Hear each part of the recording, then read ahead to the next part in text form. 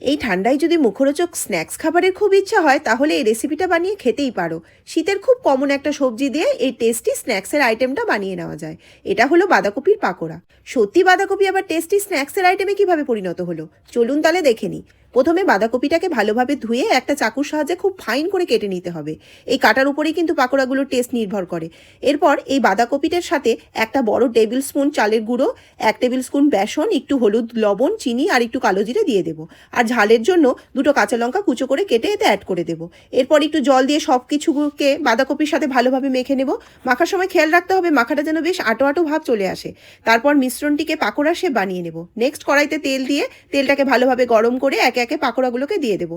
এই সময় গ্যাসের ফ্লেমটা কিন্তু মিডিয়াম টু হাই রাখতে হবে।